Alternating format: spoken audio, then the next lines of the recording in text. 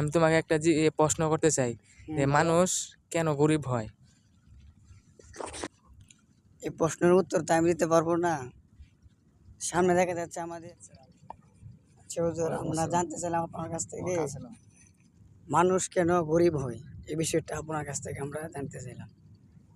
মানুষ কেন গরিব গরিব হয়? আসলে তোমরা একটা কঠিন প্রশ্ন করছো। সহজভাবে সংক্ষেপে তোমাদেরকে উত্তরটা দিই, একটু নিচে রাখো। এটা হলো গিয়ে, মানুষ আসলে তার চিন্তা গরিব হয়। মানুষের চিন্তাই মানুষকে গরিব করে। আর একটু সহজ করে যদি বলি, যার স্বপ্ন যতটুকু, তার জীবনের পরিধি ততটুকু পর্যন্ত। তুমি যতটুকু পরিমাণ স্বপ্ন দেখবা, তোমার জীবনটা ঠিক ততটুকু পর্যন্ত গ্রোথ করবে। কিছু মানুষ আছে দেখবা যে ওরা পরিশ্রম করতে চায় না, কঠোর পরিশ্রম না করে সংক্ষেপে শর্টকাট কাজ করে ফেলতে চায়। ওই সমস্ত মানুষের কখনো দরিদ্রতা পিছু ছাড়ে না, তাদের পিছনে সবসময় দরিদ্রতা লেগে থাকে। আর আমি একটা কথা সবসময় এরকম বলি, আজকের দিনটাকে তুমি অলসতায় এবং আরামে কাটাইতেছো, তুমি নিশ্চিত থাকবা আগামীর দিনটা তোমার দরিদ্রতা এবং কষ্টের চূড়ান্ত সীমায় তোমাকে নিয়ে যাবে এবং দরিদ্রতার মহাসমুদ্রে তুমি ডুবে যাবে।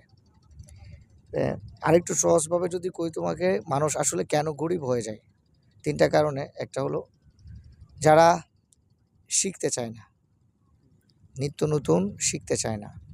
দ্বিতীয়তে যারা সময়কে মূল্য দেয় না, সময়কে যারা অবহেলা করে। 3 নম্বরে যারা নিজেকে বদলাতে চায় না। আর দরিদ্রতা জিনিসটা তো মানুষ জন্ম থেকে নিয়ে আসে না, কথা বুঝতে পারছো?